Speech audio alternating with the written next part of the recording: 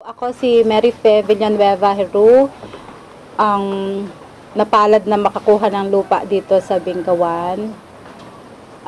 Pangalan ng farm namin is Heru Farm de Bengawan. And welcome sa farm.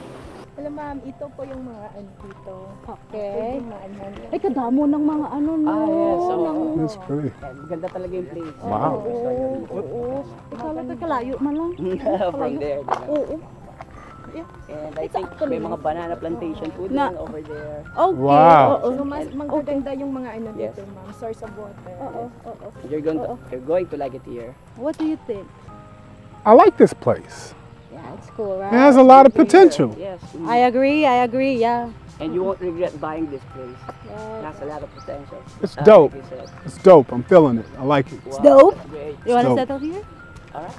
Yeah, let's settle here. Yes. Yeah. Let's go check out some. I like the way that sounds. Yeah.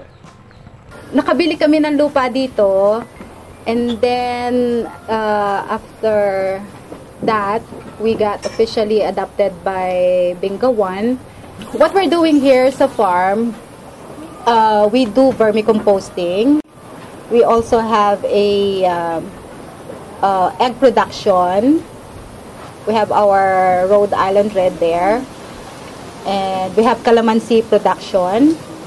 We have palayan. And we also have bananas, lakatan, saba, and pineapples. And then the rest all bamboos na.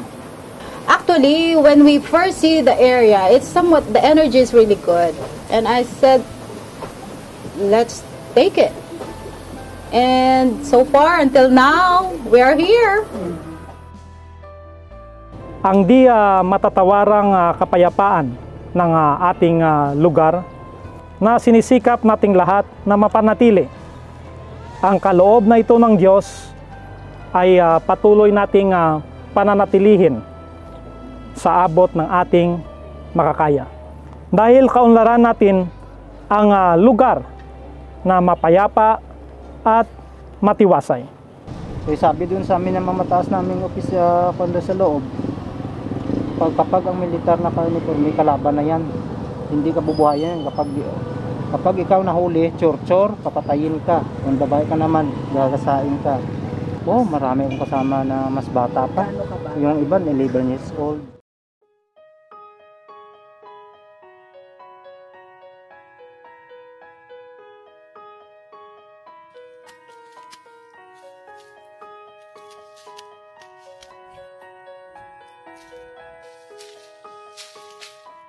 Ay, may tanong lang po ako.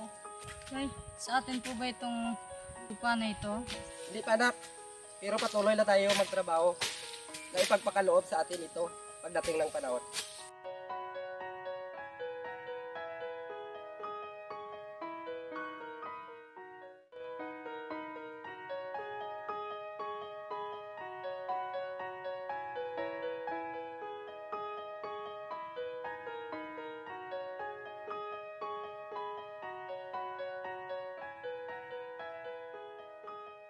Oh pare, kamusta?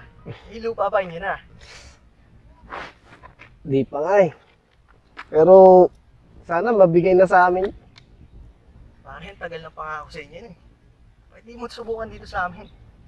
Ang mga pangako dito tinutupad. Kasama ka pang kalabaw. At ang maganda pa dyan, pag-aaral pa nila yung mga kapatid mo. Tama yan. Tuwa ko sa'yo. Sumama ka nito sa amin. Subukan mo lang. Yung pangako niya sa akin, sir, sa kapatid, dalawa kaming kapatid, noon, sabi niya sa amin, kapag sumama kami sa armado, bibigyan kami ng pamahay, ng lupa, tapos yung karabaw, hanggang ngayon, hindi nga dumating eh. Pangako nila, bigyan kami ng lupa, karabaw, at saka pumuhayan, tapos paparalin pa nila yung mga kapatid namin, hindi naman nila nabigay. Kami pa nga nagbibigay kada buwan, 5 piso pa.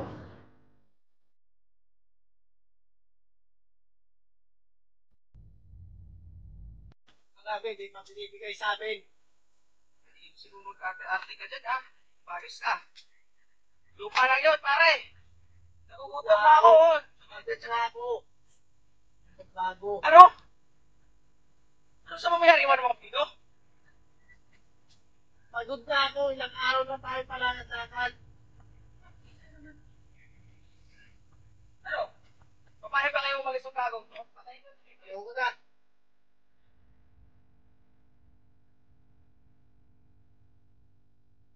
Mayor, magandang umaga.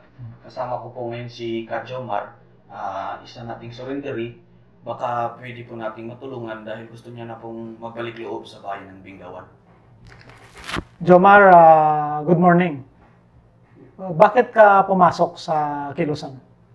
Kasi, yung mga magulang ko, hindi nila ako na pag-aral, kaya pumasok ko. Ilang taon ka doon sa bukid? 8 taon. Bakit bumalik ka dito sa ating gobyerno? Para gusto ko magmalinong, magtaktawhay.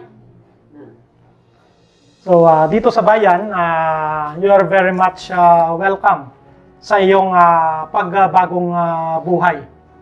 Kailangan natin ng isang example na tulad mo, na matatag ang isip na bumalik sa ating folds of law.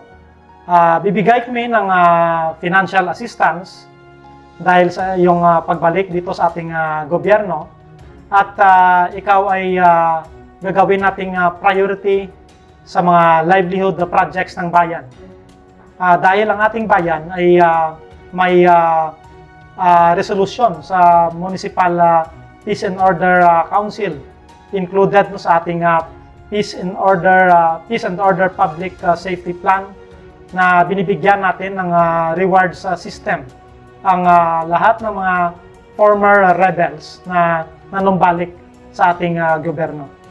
Welcome sa pagbalik mo sa ating gobyerno. Salamat po. Simula noon ay trabaho ko dito. Practice na ako. At nakalaw na ng regular sa isang plato dito sa Central Front. Ako sa naranasan na siguro ng mga hirap sa pagkikibaka ay talagang mahirap. Gutom, hirap, pagod. Ang nabudyok sa akin para sa isang labanan, tama na ito, isang enkwentro, at di na kaya ng aking katawan, tumagal pa sa Kilusan. Yun, dahilan. Wala namang wala namang nakukuha. Pag-isipan ko na, try ko naman sa buhay ko ngayon, paano normal.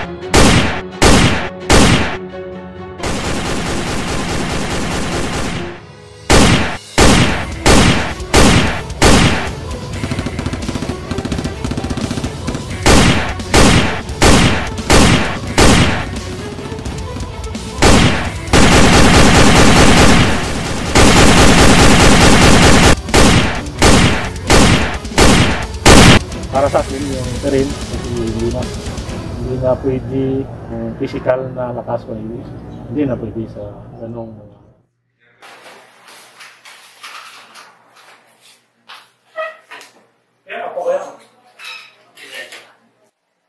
Mayor, ito po si Commander Juanito, ang sinasabi ko sa inyo. Sana ipakinggan po natin yung kanyang salubin at gusto niyang iparating sa inyo, Mayor. Ano bang dahilan kung bakit pumasok ka sa Kilusan? Dahil pinakuhaan kaming bigyan ng lupain, Mayor. So, kami dito sa pamahalang lokal ng Bingawan ay nag-encourage na magbagong buhay ang mga kapatid natin na nandun sa bukid. Bibigyan namin kayo ng assistance. Kayo yung priority sa lahat ng livelihood projects natin. We will give you cash assistance na nanggaling sa bayan aside sa e-clip na ibibigay ng ating national government. Chief, pakiprocess na lang ng kanyang e-clip para maaprubahan ng ating Joint Armed Forces and PNP Intelligence Committee. Salamat din, Mayor. Pangako kung hindi na ako akyat ulit sa bundok. Thank you, kid sa tanang kumisang. Bali mo to kag naka-desisyon ako ang balkot eh. Nung natabunan man bi kaisipan ko kato nga way mat pamilya ko naga-advise ko na kun abi hindi mo na lang da pag-ingabuton nag-eskwela ka na lang para sa kinabukasan mo sa ring adlaw ti way mat pamilya ko gid nga nag-explain na kun ano mayad himuon ko pero mara nagsaka ko pagsaka ko 14 edad ko eh. Ikaw, lapit ka rito. Tuturo ko sa'yo kung paano maghawak ng baril.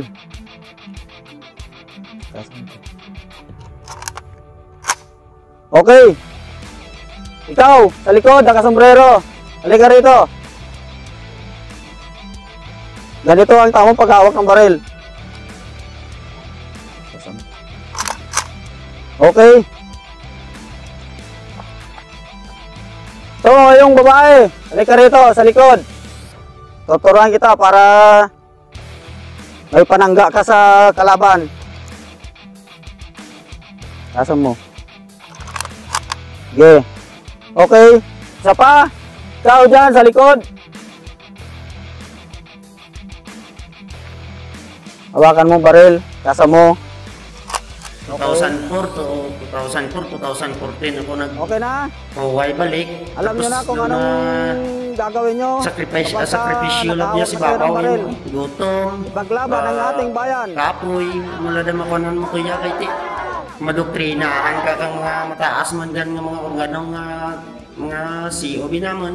Ang ginadoktrina ng anak naman ang anakang revolusyonaryo man nga anakang CPP, NPA nga kwan. Ang pagdoktrina ka naman.